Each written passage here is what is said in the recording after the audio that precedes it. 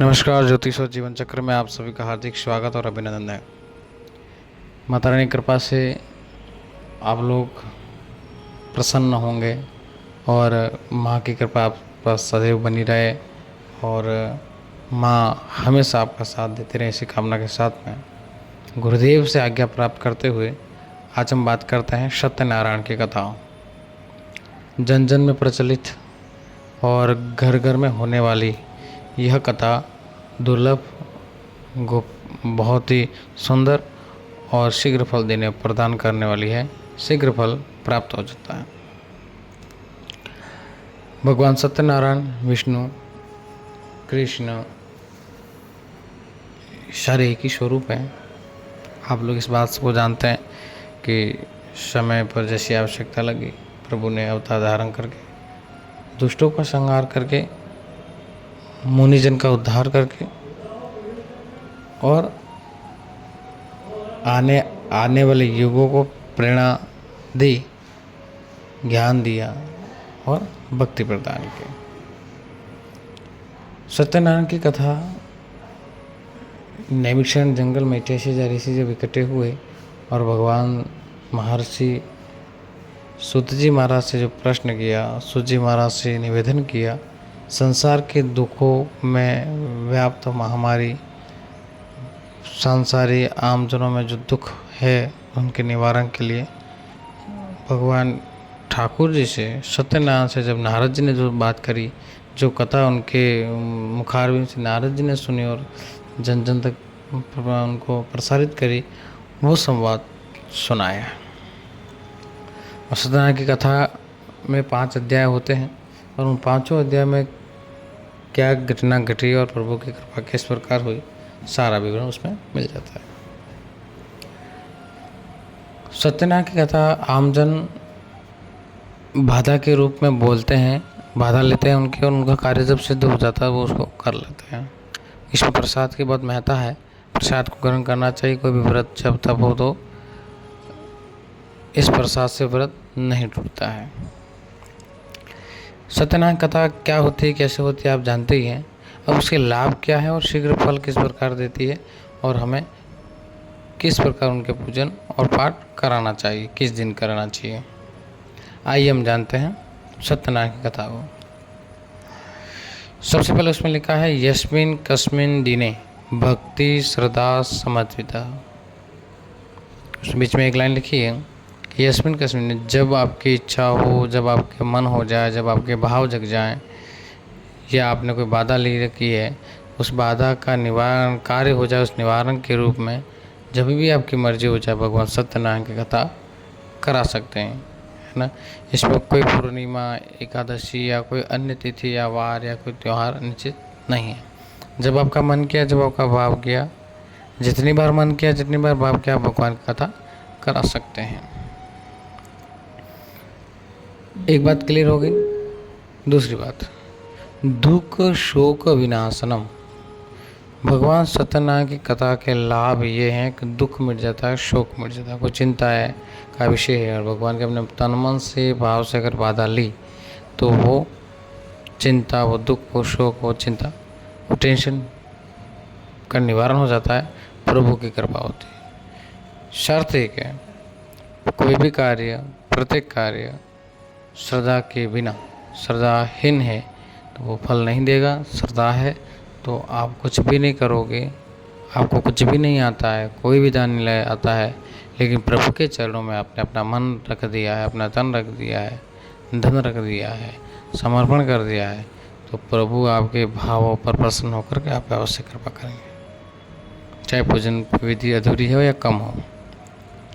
इसलिए भगवान ठाकुर जी दुख शोक मिटाने वाले हैं। धन्य धान्य प्रवर्धनम, धन्य धान, गरीबी होती है मिट जाती है। ऐसा नहीं सत्यनारायण की कथा कराने से गरीबी मिट जाएगी, कम करना पड़ेगा, लेकिन उसमें हमें मार्गदर्शन मिलेगा, हमें रास्ता मिलता जाएगा प्रभु की कृपा से।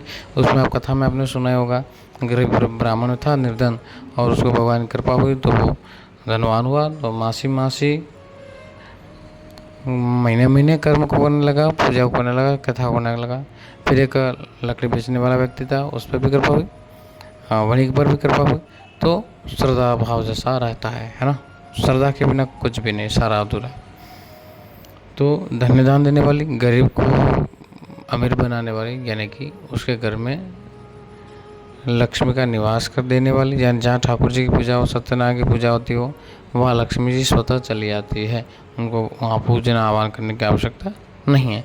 उनके पतिदेव की जहाँ पूजा हो रही है तो लक्ष्मी अवश्य ही आएगी।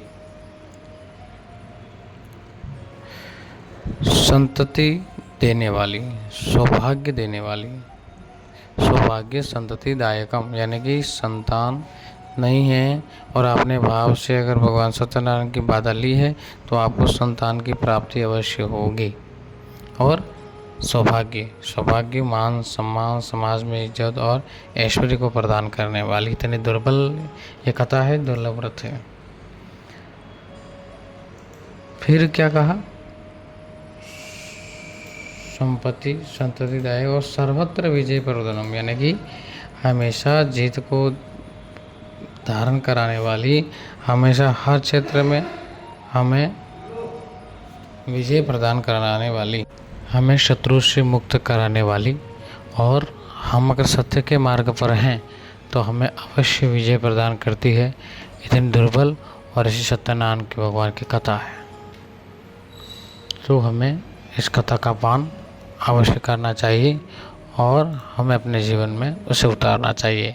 इनमें जो कथा कही गई है उस कथा में हमें सुनना और समझना। और इस कथा में एक भाव ये कहा गया, जो इस कथा को सुनता है और कथा का पाठ करवाता है, दोनों को फल बराबर मिलता है। समझ गए होंगे आप। तो भाव से सत्यनारायण की कथा करते हैं तो उन्हें अवश्य फल मिलता है।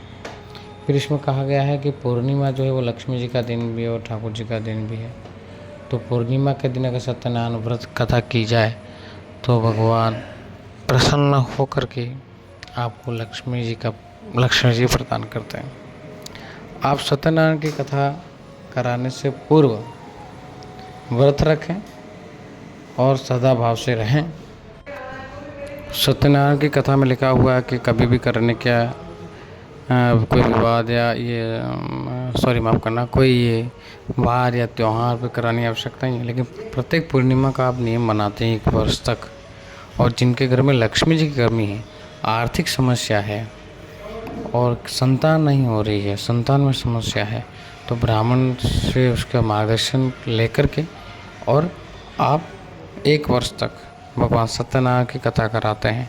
फिर बाद में नारायण जी का और लक्ष्मी जी का अंत में, जैसे 1 साल पूरा हो गया, इसके बाद कमलकट्टे की माला से ब्राह्मण के साथ में कोई भी ब्राह्मण देता है उसको बुला करके, और उनको बुलाने के बाद में लक्ष्मी हवन और नारायण जी का हवन कराते हैं, भगवान ठाकुर जी का हवन कराते हैं, तो आपको लक्ष्मी जी की प्राप्ति होती है और आप पर हम सदैव ठाकुर जी की कृपा बनी रहती है। भगवान सत्यनारायण आप सब पर कृपा करें और इस चैनल को आप सब्सक्राइब करें, शेयर करें। अन्य जानकारी के लिए बेल आइकन को दबावें, तब भी कोई वीडियो अपलोड हो तो आप तक सूचना तुरंत ही पहुंच जाए।